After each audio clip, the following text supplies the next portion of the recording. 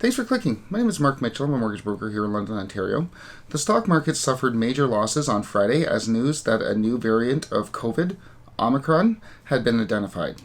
Dad, not the The financial markets, right or wrong, took a major hit on Friday as investors worried that central banks may push back their monetary tightening in the face of this new COVID variant. So what I want to do today is very briefly go over why the markets are thinking that the central banks will slow down their monetary tightening, slow down the pace of interest rate hikes.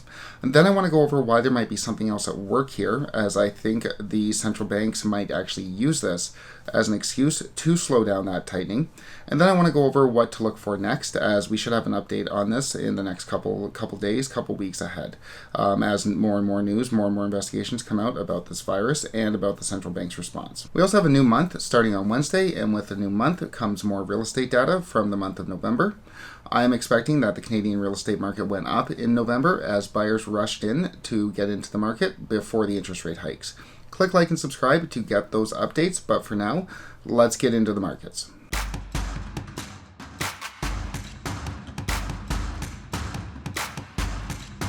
Without going in too much to the fun that were the COVID lockdown measures, the markets tanked, well, not so much tanked, but the markets dropped significantly on Friday due to concerns that the interest rate hikes that have been planned, that have been priced into the money markets that we've talked about on this channel, that the central bank's plan to slow down the money supply would be shelved if we had to return to those lockdown measures due to this new variant. If you'll remember, when COVID happened, the central banks all across the world, Canada and the US included, dropped rates to near zero in order to make it easy to borrow money.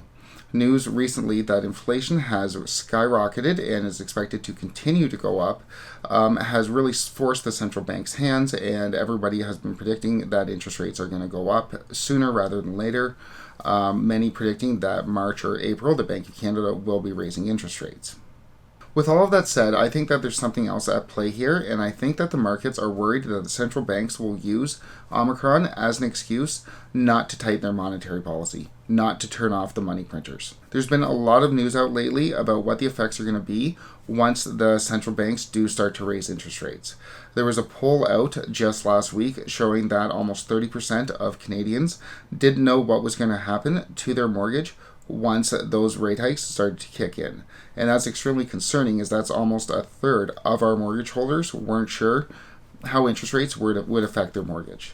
Definitely a problem of education on part of the banks and probably the brokers, but that's a video for another time. We have also seen a number of reports that Canadians plan to open their wallets and spend more and more this holiday season. And we've also seen even more reports showing that almost 60% of Canadians greatly increased their home lines of credit over the past couple years. So we have an increased debt load. We have mortgage holders who aren't sure what's going to happen when rates go up to their payments. And we have an increased population that wants to go out and spend, understandably, but they do want to go out and spend this holiday season. With rate hikes coming, it's obviously a worry on the part of the central banks is whether or not these economies can handle these greater borrowing costs. With that said, inflation is expected to hit nearly 5% by the end of this year and could very well go up beyond that. So on the one hand, we have high inflation almost forcing the central bank's hand to raise interest rates, but on the other hand, we have a population, we have an economy that might not be able to take those interest rate hikes as that cost of borrowing goes up and up and up, with some predicting nearly 8 interest rate hikes over the next 2 years. So I think that the central banks have been reluctant to raise rates just because they know the economy might have a real hard time handling those rate hikes. And I think the markets know that the central banks are caught between a rock and a hard place. Do they let inflation run hot and keep rates low, and keep the economy booming, or do they raise rates and slow down the economy, raise rates on an economy that might not be able to handle it?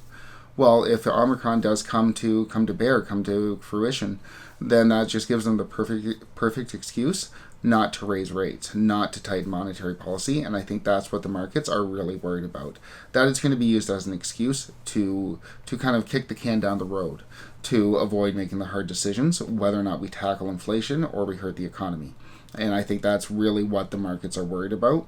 And I think that's definitely going to get borne out in the coming weeks and months ahead. With all of that said, it's expected that we're going to know more and more about Omicron in the next coming days and weeks ahead, whether or not it's going to be more deadly or if it's going to be more easily to transmit. And I think this will give us a good idea as to whether or not this is being used as an excuse to delay tightening or if it's actually a real thing. On the one hand, if it is more transmissible but less deadly, then I don't think that the central banks have any reason to delay tightening, as we shouldn't be experiencing any of those lockdown measures, any of those measures that required so much stimulus to the economy.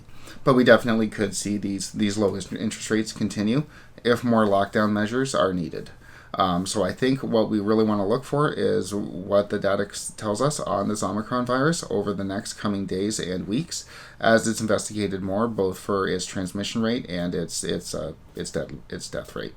Obviously, we're going to have more updates on this as it comes out and as the central banks have more to say. We haven't heard more yet from the Bank of Canada, but I expect something to come out soon. So we'll kind of get an idea what they're thinking on this Omicron virus and whether or not this could slow down monetary stimulus. Or ramp back up monetary stimulus, I suppose. So click like and subscribe if you want to get those updates, and thanks so much for watching.